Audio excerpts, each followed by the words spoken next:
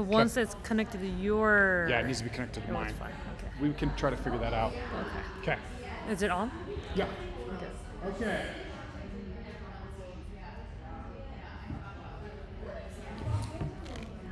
Clicker and here's your. Oh. I think we're okay. Okay. We are going to get started. Do you have your charger by any chance? In my office. Okay. Okay. Sorry for the delay. We were trying to figure out how to stream on a second computer. We are now streaming experts. Like I've been telling you, I actually learned how to do live streaming for this class using AI. So that's fun. Okay. Welcome to week 3. Does it feel like forever yet? Does it feel like we've been back to school forever yet? No? Okay. Well, we're going to have to figure that out soon. I think it might be because of the screen that it's on, but. Hey, Bomi.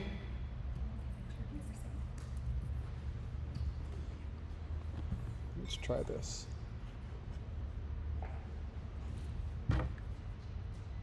Okay, the mouse icon is skipping. All right, so let's just do a quick discussion. Last week, we talked about offers, we talked about website structure. Hey, Bomi, just so you know, the mouse needs to be on this screen for this to work. Okay.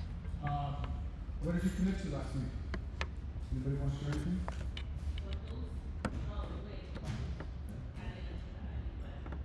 What did any of you commit to? Try, wanted to do?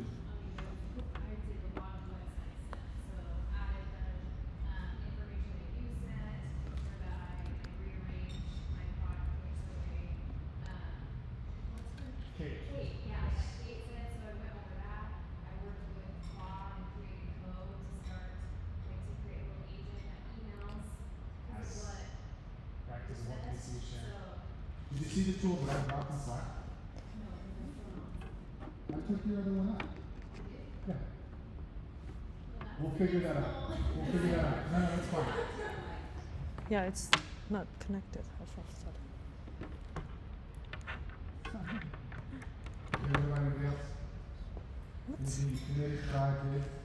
We workshop and did a ton of research around actually the bundles where we were looking for items that we could potentially like throw in as like the give me and we're kind of brainstorming. What are a couple of things that you like so far? We thought it would be cool. I mean, we didn't really love this one, but it's so popular. But like water bottle would be cool, but it does seem like it's a little bit saturated right now. We love the idea of throwing in for like a local people. We don't know how to manage it, but like a free class to apply. Okay. And then there were a couple of other things, but nothing that was like.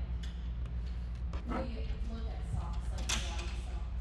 You know, there are some national softwares that give you access to local gyms and recreation activities. I wonder if one of those could maybe partner with something. You can ask your manufacturer too, like what they have extra of. And sometimes it's like, can we sell? Because they just have crap laying around that they can't sell. So That's a great idea. that's really cool. That's a great idea. I think if you just do the full normal screen sharing and then you just put the OBS in the background, it should be okay. Like the mirroring? Yeah, the mirror. Let me try again. Just make it a single screen. Yes. So I use for anything for my website. That's okay. But I worked on some other stuff, so I met with a woman who used to be the chief marketing director of the women's training department at Nike. So, Oh, wow. Okay. yeah, and we're looking at partnering. And then I also talked to Jeremy Broccoli from Well Planet Green, and he wants to help me get into this group. So Awesome. That was very cool. Okay. Anybody else? Nancy? I work a lot on the body page with optimizing the layout. I don't use it, but it definitely needs to be helpful. So we're editing that and all that.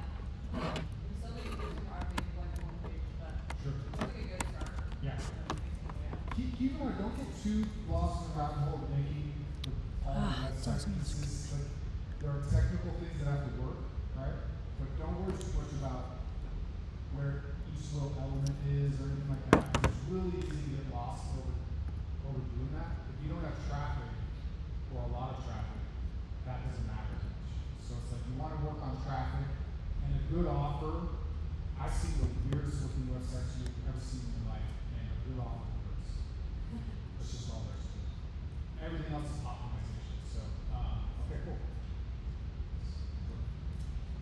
But last year, you know, we tried to finish my business program, we were already doing overhaul.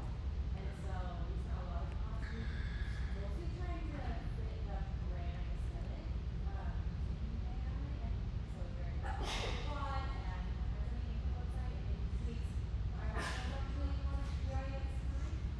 So it's one of the fun to make the tweaks and then really analyze and figure out like what's gonna be a good offer.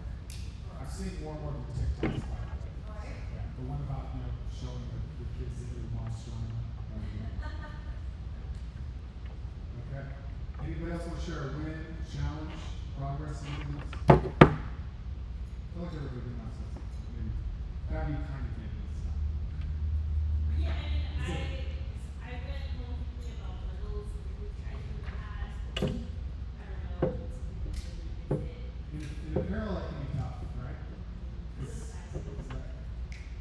Well, gifted purchase could be interesting potentially, or, you know, like, I think with apparel, like logo offers or something like that. You can use Shopify for auto. You can create specific collections of products that are like eligible for like 50% off automatically. They get added to the cart with something from another collection. Does that make sense? Yeah. So you can do things like that. And then Jenny's raising her hand. She knows something. Buying more safe one would be really cool. I've seen a lot of success with that with e-commerce. So if you spend $100, you get 20% off. If you spend $200, you get, you know, so on and so forth to incentivize them. And even at the higher tiers, you could throw an accessory with purchase to make them feel extra special. Push them to higher $100. Yeah, similarly, like that's Shopify's automatic discounts. If you have like quantity based or dollar based, you can use it pretty easy. That might be too tricky.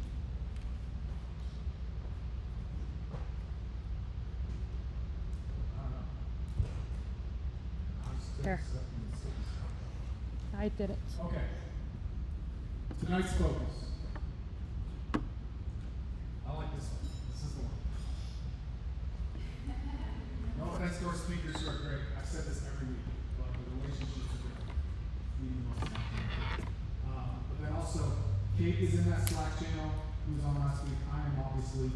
I'm going to add Megan and Jenny for questions. Kate was suggesting doing some open office hours for website stuff, so we'll get that together. I know that they're going to share some open office hours too.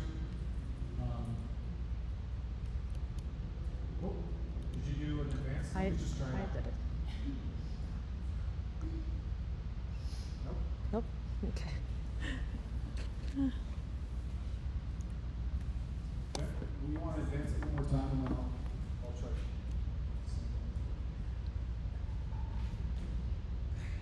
Same flow as usual.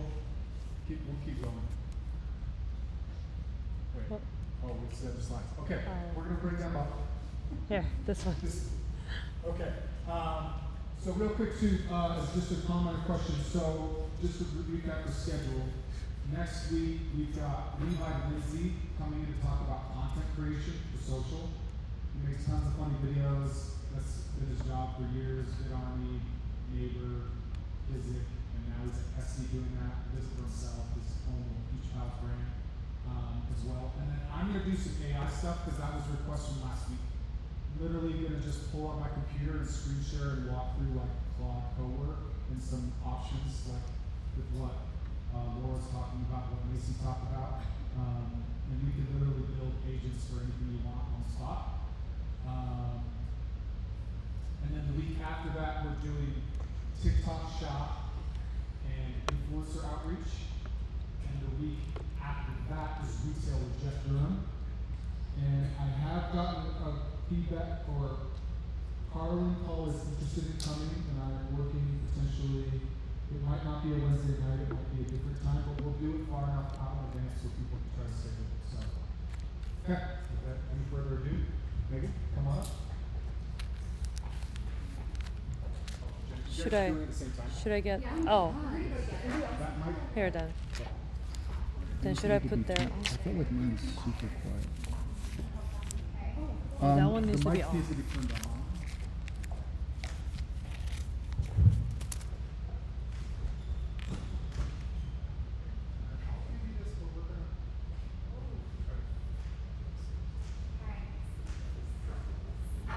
Oh, did you move this over to here? Or Yeah, are you just low on because. power? Oh well, I Are you didn't low on want it. power? I not that low, but it's like half. Do you think I need it? I think it'd be fine. Okay, But let's I move think it that's back. the problem with why it's Okay. not. Because there's too many inputs. You want to try plugging that in? Will you try? Yeah. Yep. Okay, I'll go to theirs now. The little button will go back, the big button will go forward. Well, we need to go to theirs. Oh yeah, we need to be on your slide, so Yeah. that's the first problem. But the clicker is working. The clicker is working. I was like, where are slides? Ah, shit. It's okay, we're all learning together. Okay, there we go. For whatever reason, that wasn't showing for a second. Okay. Okay, now we're good. Ah. I'm Jenny. Together we have combined 17 years of being We're all learning together. so our experience is almost a legal adult at the percent. But we're super excited to just kind of share our strategy email and hear from you guys as to what are your biggest challenges that you are seeing. And we do want it to be fun and also data driven, so these slides are going to be pretty fun and lighthearted. And really, yeah, I mean, those days just like email for success. Jumping in, our goal today is to set you guys up. Oh my gosh, I'm not ready for this. Skipping ahead, our goal today is to set you guys up for email success. We're going to throw a lot of information at you today. The goal is to give you the roadmap to building out a successful email program, and you can go in, and some of you will need help with automation, some with campaigns. Our hope is that we cover everything so you can get what you need. Please feel free to stop us. We want this to be a conversation. We don't want to just kind of there and talking at you. So please feel free. Our goal is to set you up for email success, and then when you're ready, you'll come back and work with us. And remember us. Turn that fluid. And I cannot drive this to save my life. I should give it to Megan. Okay, ladies. Yeah, so I guess first of all, we'll start off with body email, and we might already be like preaching to converted here, but email can be a really huge revenue driver for your business. And we heard a little bit in the conversations, kind of before class started, that sometimes we might not really be sure how well our email program is doing.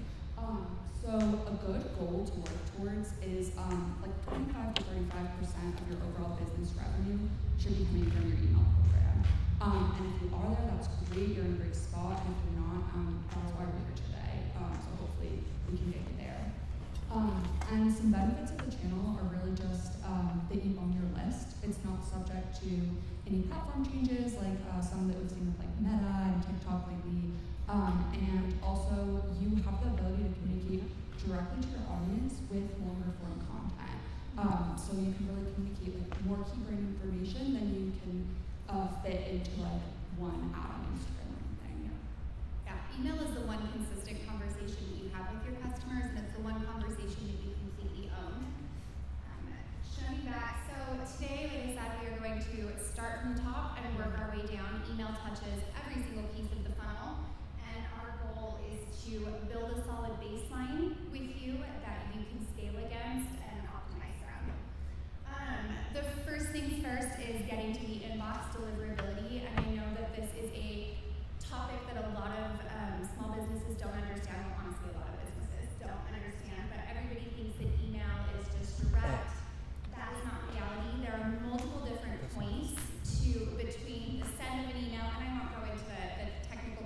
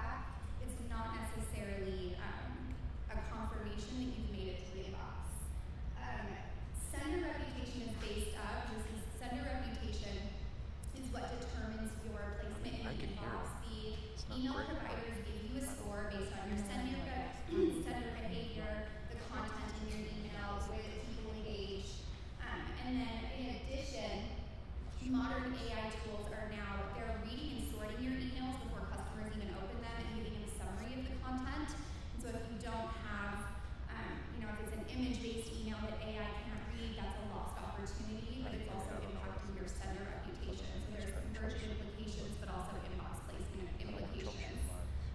So what do you do with this? I'll let you take this one. Oh, a question, yes. Yeah, so it kind of depends on a lot of different factors, including your industry, kind of your sending frequency, but what's on the next slide? We do have a link in here to some benchmarks that Klaviyo puts out that they actually segment out like by industry as well, and those are a great place to start. You don't have to use Klaviyo's, you can really use like whatever email platform you're on probably has a resource. And then Jenny, I think you were about to give. Yeah, I mean, as a general framework, it also depends on campaigns and automations. You'd expect to see significantly higher engagement on your automations than you would on your campaigns. On campaigns, like if you're getting anything under a 2 to 3% click rate, I would consider that a problem. Open rates are also a little hard because they're not necessarily real anymore. As of, what was it, 2022 or 2024? I can't remember. But a couple of years ago, Apple rolled out mail privacy protection and they pre-open the email. So Apple will open it and cache the content of the email and mark it as an open, but the consumer never saw it. So click is the one metric that you own, that you can optimize to, that is like tried and true. Opens are a little fuzzy. Some are real, some aren't. So I would say if you're seeing under like a 2 to 3% click rate on anything, I would be concerned. Open rates is really hard to say. But like I said, industry ties into that a lot. And then if you do see your metrics are below kind of like the baseline averages of the platforms that are in that benchmark sheet, some things you can take a look at are actually your bounce rate and your spam complaint rate, because these will tell you whether emails are not making an inbox and why in terms of bounces itself. And then spam complaints might be a signal that some of these other areas are not working the way you'd like them to. So we should really like see a spam complaint rate of almost next to 0. And so, yeah, so some of these areas are kind of like the core foundations of deliverability. The domain setup has to be correct from a standpoint of your SPF, DKIM, and DMARC records. And if that sounds like a bunch of gibberish, that's totally okay. There's a free tool called MX Toolbox that you can go to audit your domain setup. And I recommend doing this even if you've already had a platform confirm that it looks correct, because we've seen countless times you'll go to Klaviyo and say, hey, how does my domain setup work? And they're like, it's great. And then run it through the tech and like 3 things are failing and you start to see deliverability issues later. So definitely recommend checking that even if you think all is good there. Yeah, and just a couple notes. Bounce rate, you want your bounce rate to be under 2%. 2-3% is the max.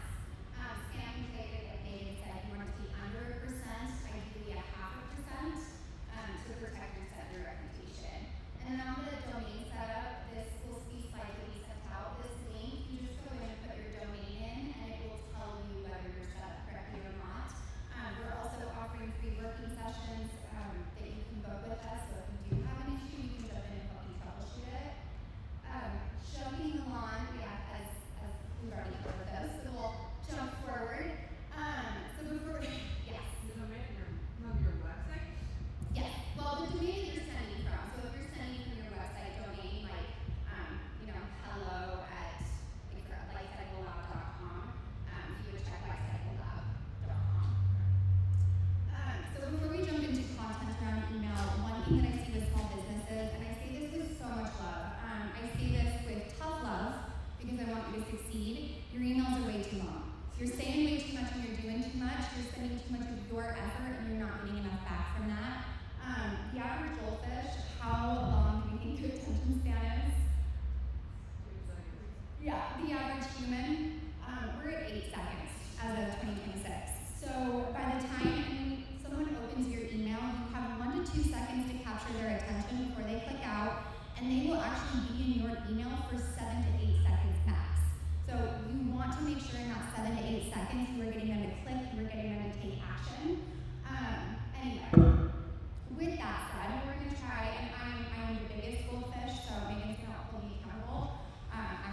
keep it focused. But jumping in, keeping that in mind, you have 7 seconds. The other layer of this is a lot of brands talk about themselves, but I want to redirect that through the lens of, who are they? Who are your customers? Who are we talking to? And most importantly, what's in it for them? And the pivot in that is, instead of saying, he's not here, but I'm going to use our dear friend as an example, like True Origin tallow. Instead of saying, I extract my tallow through this very specific method because I think it's better, say, we extract our tallow through this method because it provides these benefits to our customer, right? So the story is less about you and what you're doing. You don't want to say I, but through the lens of what you do and how it benefits the person that you're talking to. Because that's what they care about. We're all self-absorbed. We care about what's in it for us. You've got 7 seconds to sell that to them.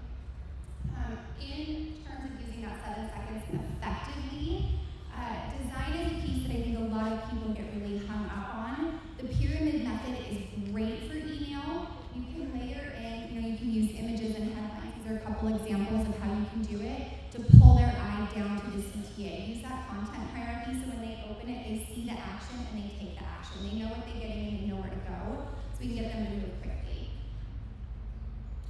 Moving right along. I feel like I hit some of this earlier, but the big piece is adding alt text to your emails, making sure that you have live text in your emails, so you're actually typing in the email platform. Give AI something to read so that it has something to say to your customer, because now you have to convince AI to convince your customer to open the email. And so instead of saying in your alt text, this is an image of a woman in a dress, can you change that to flow with your email? We are selling all spring dresses 20% off and have it flow into the copy of the email so that AI understands the value for the consumer. I think that is the biggest one, and then making sure that your emails have one solid point that AI can focus on. We're doing a 20% off sale on dresses, or we're sending out testimonials in our welcome series. You want it to have one objective so that AI can communicate effectively that one objective. Anything else? You want to add to this one? Also, the preview text in certain inboxes is actually just replaced with an AI summary. So that's one of the reasons that you just want to make sure AI can actually tell what's going on. Your subject line is very likely to get seen, but your preview text is not. So now it's more important than ever that we really dig in on the content of the email. Acquisition. This is my favorite. We put this together, but we didn't really talk about who was going to do what. So please bear with us. Do you want to jump on this? Yeah, sure. So first, why are we focusing on acquisition? And it's that you're already paying for traffic to come to your website, so you may as well capitalize on it even more. And a couple of great ways to do that are first, everyone's favorite, the pop-up form. And to optimize that, one thing that we recommend is keeping it very simple and reducing your number of asks as much as possible. Because every additional ask that you have on that pop-up does usually decrease your conversion rate. So keeping it pretty simple, just asking for the email first with a very clear call to action tends to perform better than if you have like a bunch of fields like first name, shoe size, like stuff like that. And then also making sure that your copy that you're using is very action oriented and also again focuses on what is the benefit to them. And so, sorry. Okay. No, you're good. I just want to show a working example as you're talking to it. Every single step that you add, so if you have first name, email address, phone number, or if you do email and then SMS, those are going to perform. I know those two-step forms are really, really popular right now. You are going to see lower conversion rates. You're going to see them drop off at that second step. And I would just keep your finger on the pulse. Typically, we see higher success when we're asking for SMS separately than email. Just get one piece of information. The most important thing is that you can contact them again, so you don't have to pay to retarget them. Whether that's the phone number, the email, I don't care. Because once you have their email, then you can ask for their phone number, you can ask their first name, their birthday, you can do all sorts of fun stuff. We can get to know them later. Keep it really simple, keep it focused. And in terms of how you do the content or how to position the content, it's through the lens, right? What do they get? Instead of subscribe today, it's get 15% off. Plus, you'll get this when you subscribe. It's very clear, it's very action oriented, and shares the value of like, get this, subscribe now. Okay. Do you want to use it? Yeah. And oh, that's a question. Just do you guys see any difference in like asking for the email versus the phone number? Like, are people more? So we work on different accounts, so we probably see different trends just because we're touching different industries right now. Right now, I'm seeing getting SMS on mobile is more successful than getting an email on mobile. They'll give me their phone number, and then on desktop email, it's easier. I don't know if you're seeing that. You've got some interesting clients too. Yeah, I think the answer is probably a little bit of it's a great test run. Yeah. And so like just test it out and see which one performs better. A couple of other things you can do too is whichever one that you're not asking for first, you can retarget the people who signed up for that with another pop-up asking for the other thing, like if they haven't converted on that second step. So that tends to perform really well too. Oh yes, and then event traffic. So I know this is a pretty diverse group of people. And so I think most of us here seem to have like websites where traffic is coming in. But we heard that maybe some people in the audience virtually here might not have a website yet. And also, even if you do have one, you're probably attending events. So capitalizing on that event traffic is a great way to grow your list. With one caveat. So it's best to add people to your list that you've actually spoken to at events. And then when you are following up with them, reference something specific from the event, like if you have a photo of your booth or like your farmer's market booth if it's at a farmer's market. Put that in the first email so that they remember where they talked to you. And that's usually going to perform a lot better than if you just go to a conference and you kind of get an attendee list and just dump it in. It's a lot better to focus on the people you've made connections with genuinely and then remind them about those connections.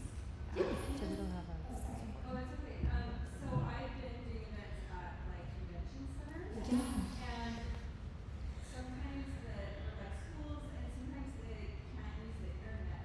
And so that's been a problem. But luckily I have like physical cards. And so then I get them a card. But I always make sure to bring cards because half the time they're like, I can't pull it up. And so then I just have a card. So an option there is it's a little like gritty, I guess I'd say, is just taking an iPad and having an Excel spreadsheet or a Google form and having people sign up, and then you can upload that into your email provider later. QR codes are another, well, I guess that's what you're saying, it's not pulling up, yeah.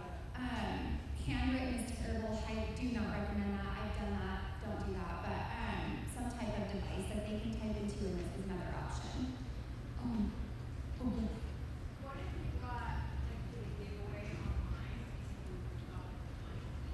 How many people like I do a giveaway, I didn't post it, I wasn't part of it, I got like a list of emails, but what would you reference to because I know like this is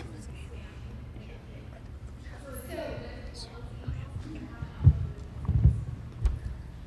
So we should dive into that because it depends on the opt-in. Disconnect this for just a second. It depends on the opt-in of the giveaway. If they know that they're signing up for emails from you, then I think you could do like an onboarding email that's like, hey, thanks for participating in this giveaway. These are the fun things There's we an have going audio on. input capture If the opt-in wasn't and a mic. explicit, I would be concerned about risk to which one do we need to do?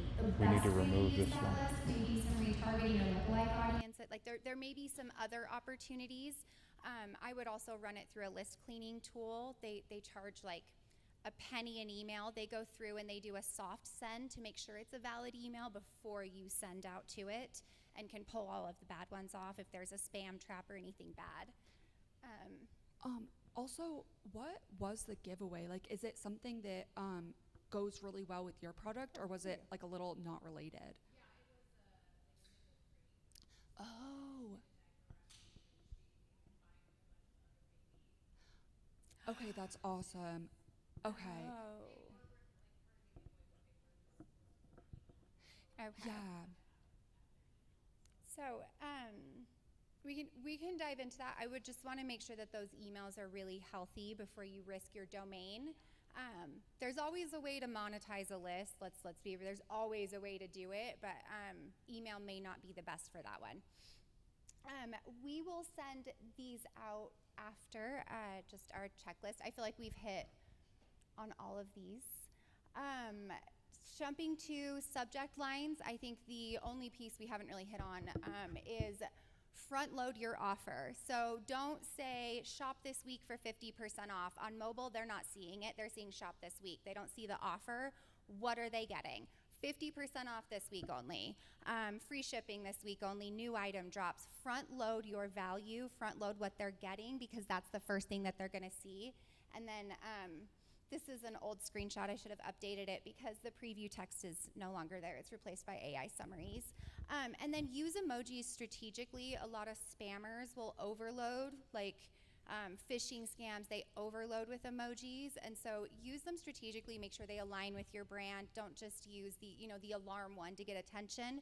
Make sure it's something cute. Another thing I recommend is some brands will set, these are the emojis that we use with this brand. These are our brand approved ones that they will start to familiarize and recognize you in the inbox, just to be a little bit more strategic about how we're using them. Automations. This is my favorite topic ever. Automations are, once you get them set up, this is where the bulk of this is where your scalable revenue is going to come from. It's your consistent revenue, your predictable revenue. We're hitting the right people at the right point. This is the ideal baseline, and be very clear, baseline e-commerce email flow. We're going to run through each of these. We'll give you the deck after. We have in there what to say, when to say it, how to say it. So this is your roadmap to building out your automations or optimizing them. Jumping straight in. So the core automations that you should have, and the options are endless, right? There's a million things we can build out from here, but this is the goal. This is the base that you want to start with. Your welcome series and your abandoned cart should be top priority of all of these. Those are the highest revenue drivers, 10 to 1 of all of them. But all of them do have value, and all of them will drive revenue for the brand. So starting at the top. Welcome series. The welcome series is what you're going to send right after they sign up for your email list. This is where you're going to introduce your brand. You're going to set the tone for your brand relationship, and you really want to get them to convert in that welcome series. If we can get them to convert up front, they're more likely to repeat purchase. They're more likely to stay longer. They're a warmer lead. They're more engaged with the brand. I want to be cognizant of time, so I don't know how far into each of these we want to go, but for example, for welcome email number 1, whatever you put in that pop-up, right, what do they get? They get 15% off. Here's your 15% off. We are a brand that delivers on our promises. We are delivering what we said we would in the pop-up. If you said that they are getting sneak peeks, what's a sneak peek you can layer in your welcome series, or how can you talk about your sneak peeks? No matter what that is, it's delivering on whatever your commitment was in the pop-up, and then you're setting that cadence. 2 days later, your brand story. This is where you're talking about your brand, but again, through the lens of, going back to my tallow example, through the lens of, we use this very awesome extraction process to get the purest tallow so that you get these awesome benefits. We do all of this so you get this. Jumping to, like, for example, with your brand, I would even say, like, I'm a mom and I want other moms to feel this relief. I want, like this is so you can experience going out and dancing and being free without some of the concerns that we have. For welcome email number 3, your proof points. You can talk about yourself all day long, but let your customers talk about you, and that is going to perform way better. So this can be testimonials, this can be reviews from your products, this can be, there's a variety of different angles you can take with this, but you want this to be other people talking about your brand and how freaking awesome you are. And then 3 days later, expanding on your offering. Let's say, for example, they came in on, I gotta stop doing that. They came in on protein powder. They came in on an ad for protein powder, or we know that our our number one product is protein powder, but we also have bars. So we're going to start to expand the perspective of our brand and what we offer to our customers after our testimonials where they've heard how freaking awesome we are. Anything I've missed on this one? I'm trying to rapid fire. Yeah, because we got a lot. Just one more thing to think about is don't forget to follow up on that offer that you gave them in the first email. So even though the main point of the additional touch points is not that offer, you can layer that in a way that's cohesive by saying something like, all these customer experiences, try it out yourself for 15% off. Remember your discount, kind of thing. So definitely don't just send it once and then never follow up on it. Yes. Yeah, you should consistently talk about your offer in all of the emails. And once they purchase on the standard flows on Klaviyo, you can have it so once they purchase, they don't see that 15% off anymore. Moving forward, Browse Abandon. I have a love-hate relationship with Browse Abandon. Customers think Browse Abandon is creepy. We saw you on the website. You were looking at this. It feels a little invasive. But what you can do is send an email that has a variety of products in the category they were looking at and saying, here are some things we think you might like. It's a softer way to get your items in front of them. You can feature the items that they looked at, but it's a softer, more indirect way to welcome them back to the site. And then another way to do this is these items are popular. Like these are our number one sellers. These are going fast, low inventory, whatever that looks like. It's more of an organic touch point. Yes, it's automated by them, visiting your site, but it's less about, we saw you on the site and here's the things you looked at. It's a little more relationship based and softer. Jumping, I have a lot of these. Jumping to cart abandon, I have really, really, really, really strong opinions on this. You should have a cart abandon, not a checkout abandon. More people will add their items to their cart and leave your website than the people that go to the checkout page. You're gonna capture both audiences doing it that way. So they added to cart, and this is a standard flow for those of you on Klaviyo. OmniSend has out-of-the-box capabilities for this as well. I'm trying to think of what other platforms. Anyway, but abandon checkout means they had to go to the checkout page, and so you're losing a piece of that, and then separating them out and having an abandoned cart flow and an abandoned checkout flow is just duplicating your efforts for, to be frank, no reason. So I will step off of my high horse. Anything, and rant, anything you would like to add to that? We can run through these as well. Yes. So one thing here that I think we've probably both seen a lot is to try to avoid the whole tip that people throw around of increasing your discount immediately if you are going to have an offer in this one. Because what sometimes happens is people put 15% off in the first one, immediately jump to 20% a few hours later. And a lot of the audience, what that creates is they're just waiting for you to send them a bigger discount after that. So I would wait and just follow up on the initial one, and you can test it out, but usually they end up converting without offering them a higher discount anyway. Yeah, and typically what I would there's nuance to this, and so you do want to test, but your first abandoned cart email, you don't have to give them an offer. You don't, and it will still perform. It will still perform very well as long as you're talking to them and you're having a conversation. Yes. And you probably already given them one that will pop up, right? Yes. And then also on the abandoned, your cart is expiring. Is that something you can set up for Klaviyo or Shopify or so that it expires? Or? So Klaviyo automatically holds them. Oh my gosh, what is it? Is it a week? Is it 5 days? What is it? I can't remember. There's a standard, you can't change it. It's a standard. Shopify has a standard time frame. I don't think you can change it. I'm forgetting the time period. So if they go back, and it's not it's just we're releasing your inventory. It's not you want to be very careful. You don't want to leave a bad taste in people's mouth, but just there are other people looking for these items. We're releasing your inventory. You didn't hold inventory, but they don't know that. They don't know that. So On the abandoned carts, one of the great things that you can do is underneath the cart where you're reminding them of their items, reviews and brand promise, right? You can add in like a banner that says we give free shipping over 25, we only use organic cotton, all of our items are ethically, whatever that is, you can add those underneath to reinforce that abandoned cart and help drive them to convert. Any questions on this one? Sweet. Jumping to post-purchase, this is one that a lot of brands, what is the stat? It's your top 10% of customers drive 80%. I can't remember the exact metric, so don't quote that.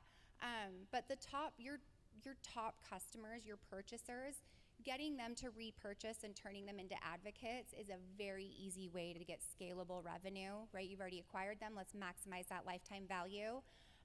Thank them for their order, and this is separate from your order confirmation and your shipping confirmation. Those are, automatically triggered, but this is a thank you from the brand after those have gone out that just says, hey, thank you for the order, more of that personal connection brand story. Here's some other items you might like.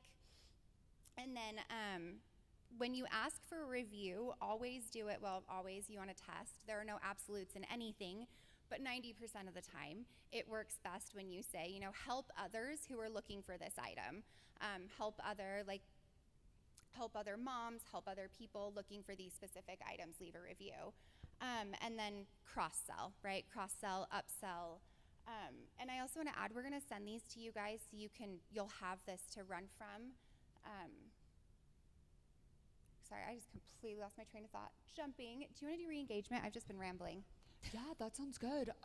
So re-engagement is a great opportunity to do a couple of things. Obviously, convert people who have lapsed, but also clean your list, which saves you not only platform costs, but gets you in front of more people because with a clean list, your deliverability is stronger. So you have a stronger inbox placement. And so what this flow could look like, really the main goal is to show them something new. So if they've been on your list for a while and not engaging, like what might be interesting to them? Did you have a recent product launch? Do you have a new offer for them? Is there just kind of like a new positioning you're putting out? Just think about what might be exciting to bring someone back onto the list, and then also focus in a later touch point on just respecting their inbox. So something that tends to perform pretty well is saying like, hey, this is one of the last messages you'll see from us because we don't want to spam you. And then really the people, that sounds a little harsh, but like the people who want to be on your list are going to be like, oh my God, wait, don't take me off. And so that's why that tends to perform a little bit better. And what's super funny about that is people will not click on a single email for 180 days a year, and then you send them an email saying, hey, we want to be respectful, we're going to unsubscribe you, and they're like, no, wait, I want to be here. It's the weirdest thing, but it's a great way to get them re-engaged with the brand and also make sure that your email list is healthy. Yes.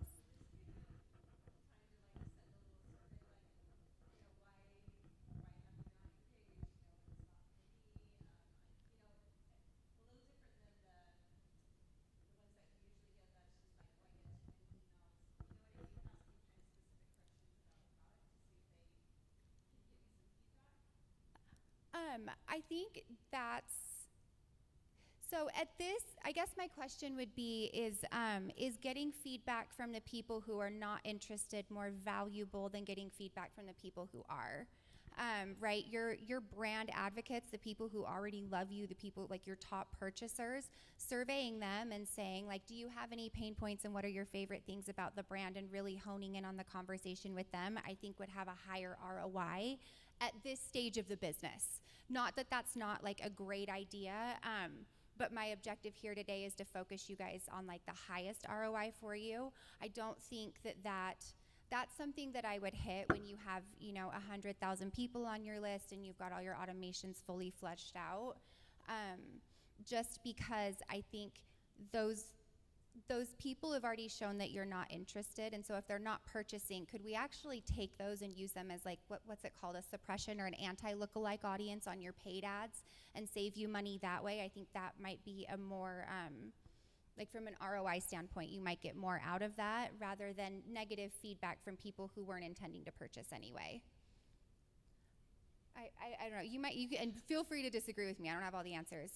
But you tell me. No, I totally agree with that. I mean, I'm probably just saying the same thing, but it's kind of like thinking about what is that feedback that you're actually going to be getting? Because like if it's someone who, for example, you're a brand trying to sell to people with kids and they're like, I don't know how I ended up here. I don't have a kid and I don't care about kid stuff. And then, but you don't necessarily know that about them. So if they say, I don't care about this, then maybe you're making a choice based on that when they're not even in your target demographic. They just ended up there somehow. So it's kind of like I think that really just echoes exactly what you're saying. It's like if they're self-identifying as not your audience, then their opinion might not be the one that matters the most. Yeah, and when I worked for, it's a completely different industry, but like 15 years ago when I was working at Extra Space Storage, we sent out surveys to customers who didn't rent with us and asked them why. And a lot of the answers weren't anything we could act on. There was a location that was geographically closer to where they needed to be. Like they had attributes that we didn't have. It wasn't anything that was really actionable for us, so it wasn't an initiative that was beneficial at that time. So yeah, and anyway, we're going down a rabbit hole, but I'd be more than happy to chat about it more in depth. Do you want to hit SMS? Yeah. I think we have one more slide after this for the break, right? Yeah. So sorry, we're Coming. talkers. Yeah, we are. But yeah, so SMS. So we've been talking quite a lot about email, but SMS is also a very valuable channel, but it just kind of has some different expectations on the side of the customer. So first, you're gonna want to be a little bit more sporadic with your SMS messaging. You definitely don't want to like take all of those flows that we had on the other side and just set up SMS touch points for all of them. That would probably get you a lot of unsubscribes because we would kind of be blowing up people's phones. So it's great to start in a few key areas. One, of course, you have to welcome them to the SMS list and follow up on the offer that you gave them, and that usually performs well starting off as a 2-part SMS flow, discount delivery, and follow-up. And then also layering them into your existing email flows as kind of a complement to that email content that you're sending. So for example, your abandoned cart, if someone's subscribed to SMS, you can have that as a first touch point, and then they can continue through the rest of the flow at a set timing after that. And then the people who aren't subscribed to SMS just continue through the rest of the flow. And that's what it would look like if you're on a platform that is the same for email and SMS, like if you're on Klaviyo for both. If you're on 2 different platforms, you can just look and make sure the timing complements each other. And then also another couple of great places to use SMS in your flows would be back in stock, because that's something that if someone signed up for that notification, they really want it fast before it sells out again. And then review requests as well. Those tend to perform really well because it's just easy.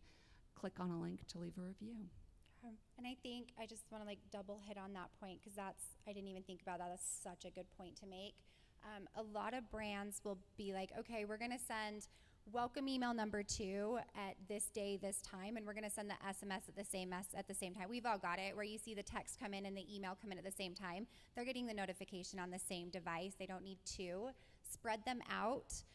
Test different timings. Like maybe you send an email on day 2 and an SMS on day 4, but break them up a little bit and say something different for the people that are on both. It can become repetitive.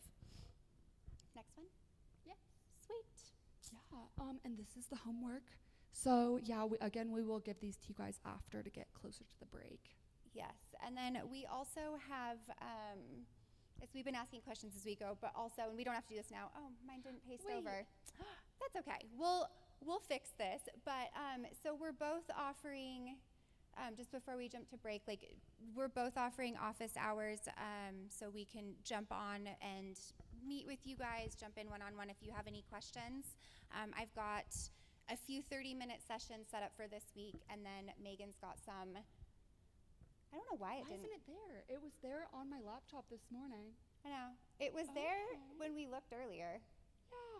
It's a Google Drive file, so you copy it Yeah, it's fine. We'll send put it it out. there, yeah. Anyway, but yeah, we can jump to break and then we will come back for and the second half we're hoping for more conversations. We don't have as much to just talk at you. But yeah, if we don't have any questions, let's take a break. Let's get a snack.